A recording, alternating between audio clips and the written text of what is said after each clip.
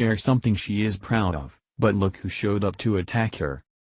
President Trump has been dealing with more prejudice since taking office than any president in recent history. Apparently being a white male in a position of power is now a reason to prejudge and rail at a person, no matter how they got their power. Never mind that a lot of the president's supporters are women or that he won the election by appealing to everyone from all walks of life. He won and a woman lost, so, therefore, he's anti-women and feminism is being set back hundreds of years. I bet he even eats sandwiches prepared by women. Disgusting. Not that we think the facts will sway anyone who wants to mindlessly follow the left and feminist. However, everything that the president has done since entering office shows that he values qualities more than he cares about who possesses them. His campaign manager was the first woman to lead a president to victory, his press secretary is a woman, as are several other high-level cabinet members, appointed by the president himself. His disregard for gender stereotypes was demonstrated again by this picture of the West Wing interns. Check out what Melania Trump shared with us from her FLOTUS Twitter account. Via Conservative Tribune. Leftists and, progressive feminists in particular, have long accused Donald Trump and his administration of being anti-women. However, the prominent positions of Kellyanne Conway, Betsy DeVos, Sarah Huckabee Sanders and others in White House has completely debunked that notion. Now, a recent photograph shared by First Lady Melania Trump confirmed that fact, showing women are being hired at all levels in the White House. The photograph showed the First Lady posing with 4 East Wing interns, the majority of them female. Thank you to all of our East Wing interns for their dedication. The future is bright with these hard workers. The First Lady captioned the photograph on social media. Of course, you won't hear a word about this from leftists because it destroys their narrative that President Donald Trump and the Republican Party is full of old men who regularly practice sexism and misogyny. As pointed out by that conservative girl on Mad World News, those on the left have been notably quiet about the male-to-female intern ratio at the White House.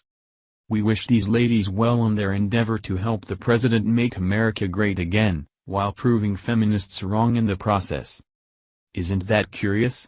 If the president really did have a problem with women or think that they were in some way inferior, it seems like he wouldn't allow them to have positions all around him, even interning for him and his staff. If he really thought that women were inferior, he wouldn't depend on them for such key roles in leading the nation. Say what you will about the president, but his actions speak way louder than your words. He actually seems to have gained this reputation by treating women the same way he treats men. He doesn't tolerate incompetence in anyone, and holding women to the same standard as men are what has gotten him into all this trouble. There is a distinct chance that there are more men eligible for the positions that he has been filling in his business and in the White House roles, but that's not his fault. If women really want to be treated the same as men, they ought to be thrilled with the equal consideration and lack of exceptions given by the commander-in-chief. In stark contrast, the loyal followers of Michelle Obama who supposedly go high and support women in all things have been attacking Melania relentlessly. Apparently, it's okay to be liberated by growing out your underarm hair, but not by making a living in modeling.